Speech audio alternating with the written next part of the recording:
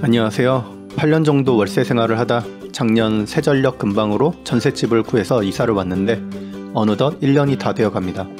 이사 온 지 1년 된 기념으로 약간의 디자인 지식 말고는 아무런 지식과 관심도 없던 보통 사람이 전셋집을 구하는 과정에서 느꼈던 점들에 대해 이야기를 할까 하는데, 과정에 있어서는 있는 사실만 말하겠지만 제 개인 생각들은 전문적인 부동산이나 법률 상식과는 다를 수가 있으니 반드시 유의하면서 보시길 바랍니다. 전세로 이사한 이유도 너무 무료했기 때문에 했던 행동이지만, 홍대 합정 투룸 전셋집은 집 상태 대비 상당히 고가였기 때문에 가격에 맞춰 찾다 보니 조금씩 멀어지게 됐습니다. 그중 마곡나루와 세전력 근방을 나름 한계선으로 정하고 두 지역을 각각 방문해 본 뒤 제가 좋아하는 동네 분위기였던 이곳 세전력으로 정하게 되었습니다. 당시 제가 구하던 집은 적당한 크기의 투룸이면서 역세권에 특히 주차가 100% 되는 점들을 고려하여 찾았는데요. 처음엔 어플을 통해 연계됐던 부동산으로 집들을 보다가 이후 다시 직접 동네로 와서는 연차가 있어 보이던 부동산을 통해 다시 집들을 확인했습니다. 여기서 제가 생각하는 첫 번째 포인트는 생긴 지 얼마 안 된 부동산은 거르자입니다. 부동산이 국가공인의 자격증으로 운영되는 곳이지만 세입자의 금액을 전액 보증하진 않습니다. 때문에 재수없게 사기치려는 부동산을 만나게 된다면 얄짤없이 당할 수밖에 없기 때문인데, 그나마 확률적으로 어느 정도 경험과 리뷰가 있는 부동산이 좀 더 신뢰가 가지 않을까 판단하기 때문입니다. 당시 제가 선택했던 집은 신축의 나홀로 아파트였는데 상당히 복잡한 관계로 얽혀 있습니다. 이는 건물주가 본인 땅에 건물을 세우려고 하는데 돈이 모자라서인지 아니면 갭 투자 때문인지는 모르겠지만, 여튼 부동산을 담보로 신탁회사의 보증을 받아 금융권의 대출을 받는 구조입니다. 이후 건물주는 이 아파트에 분양을 내서 신탁회사의 빚을 청산하고 차익을 챙기는 거죠. 저는 그 분양받은 사람 중 한 명에게 세입자로 다시 들어가는 건데, 저희 집주인 또한 소액으로 제 전세금을 합해서 실제 이 분양값을 치르는 구조입니다. 건물주나 집주인이나 돈 있는 사람들은 돈을 이렇게 버는가 봅니다. 당시에도 저는 프리랜서였기 때문에 좋은 대출 상품에 해당되진 않았지만 전세금이 제 자산과 엇비슷하여 변수 금액을 고려한 소액을 대출하는 거였기 때문에 이 정도는 충분히 대출이 가능하지 않을까라는 판단이 들었고요. 그래서 홍대 지점의 주 거래 은행으로 상담을 받으러 갔습니다. 두 번째 포인트, 대출 상담은 최소 과장급 이상에게 받자입니다. 대출을 받기 전 지인과 인터넷 정보에는 10일에서 2주면 충분히 승인 여부가 날 거라 했지만 저의 경우 한 달 가까이 걸렸습니다. 이유는 당시 제가 상담을 받았던 직원은 남자 대리였는데 일처리가 상당히 미흡했었고 도중에 연수도 다녀와서 자리도 오랫동안 비우며 이래저래 상당히 애를 많이 먹었던 기억이 있었습니다. 만약 제가 여유있게 대출을 알아보지 않았다면 꽤 곤란한 상황을 겪을 뻔했죠.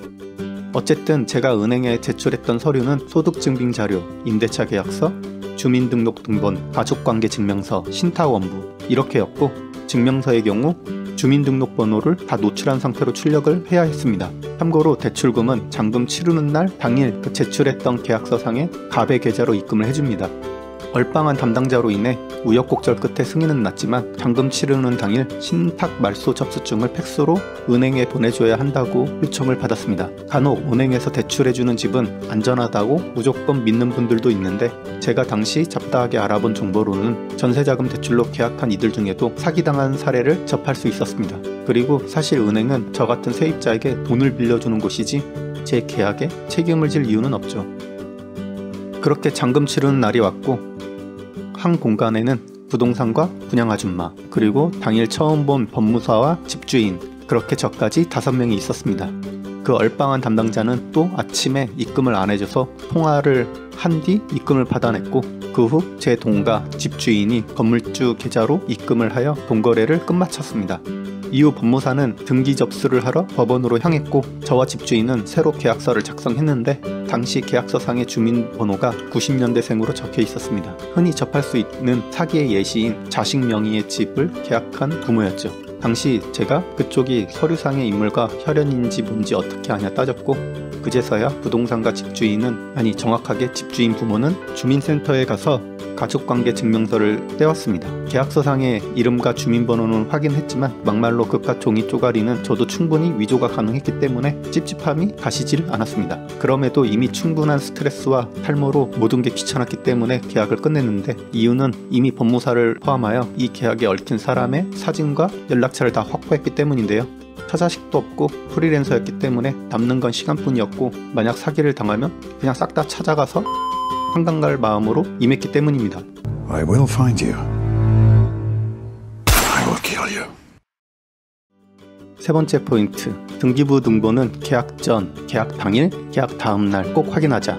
그리고 계약서 특약사항에 다음 날까지 등기부 등본 권리 변경을 하면 계약은 무효라는 글을 반드시 넣자. 마지막으로 반드시 잔금 치르는 당일 바로 동사무소에 가서 확정일자와 전입신고를 받자입니다. 이는 저같은 세입자가 할 수 있는 최소한의 방어인데, 당시 제가 알아본 얕은 정보로는 당일 확정일자와 전입신고를 받더라도 법적인 효력은 다음 날부터 발휘가 된다고 합니다.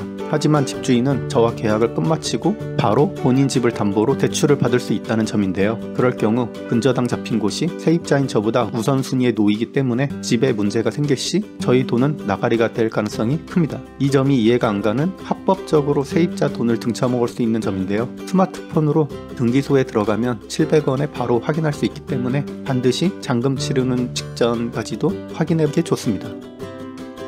여기까지가 제가 전셋집을 구하던 모든 과정이었는데요. 어떻게 보면 월세를 구했을 때도 전세와 다름없던 그 당시 기준의 거의 전 재산이었지만 액수의 차이 때문인지 스트레스의 차이는 비교가 안 될 만큼 상당했습니다. 이래저래 제가 판단하기로는 결국 부동산이나 집주인이 맘먹고 사기치려고 한다면 세입자의 경우 무조건 당할 수밖에 없다는 판단인데요. 차후 피해 보상을 받더라도 원금을 전액 보장해주지 않는다는 점이 핵심입니다. 때문에 저희 경우 앞서 말한 것처럼 그냥 사기당하면 속 편하게 관련된 사람을 싹 다 찾아 오히려 편할 거라는 생각이 드는 거죠. 물론 사기의 건수가 보통의 거래보다는 흔치 않지만 언제든 제가 그 당사자가 될 수도 있기 때문에 의심하는 건 맞다고 보는데요. 이 모든 게 납득할 수 없는 법이 문제인 것 같습니다. 그냥 간단히 공인중개사에 대한 처벌을 강화하면 심플하게 많은 피해가 줄어들 것 같은데 참 난해하네요. 공인의 자격증이고 수수료도 그렇게 챙기면서 세입자 금액에 전액 책임을 지지 않는다는 점이 왜 부동산을 통해서 거래를 해야 하는지가 납득이 안 갑니다. 전세를 올 때 주변에서 그 가격이면 그냥 집을 사지 그랬냐 하기도 했었는데, 그냥 어쩌다 인연이 생길 수도 있지 않을까 하는 허황된 꿈으로 전세로 왔지만 다음에 이사한다면 그냥 아무데나 집을 구매할 것 같습니다. 또 요새 보증보험 같은 것들도 많이들 가입하는 걸로 알고 있는데, 이건 역시 제가 알아본 정보로는 집을 계약할 당시와는 전혀 상관이 없고 이미 계약이 완료된 건물에 대해서 차후 보증금을 돌려받을 때의 효력을 끼치는 것으로 알고 있습니다. 때문에 사기에만 예민했던 저에게는 필요성을 느끼지 못해서 가입을 하진 않았습니다. 마지막으로 뒤늦게 얕은 경제 정보와 경험들로 든 생각들은 왜 학자금 대출을 빨리 갚았을까? 왜 전세 대출금을 빨리 갚았을까? 또 왜 직장인일 때 대출을 한 번도 안 했을까라는 온통 대출에 대한 생각들인데요. 낮은 이율로 대출을 할 수 있던 기회에 최대치의 금액을 최장기간 땡겨놓을 걸이라는 후회가 많이 듭니다. 물론 개인 성향마다 저처럼 심적으로 빚을 지고 살지 못하는 분들도 있겠지만 냉정히 실속을 따지고 보면 낮은 이율의 대출 빚을 많이 갖고 있는 건 상당히 유리하구나를 이제서야 알았죠. 어쨌든 집을 계약하시는 모든 분들이 부디 안전하게 계약하시길 바랍니다.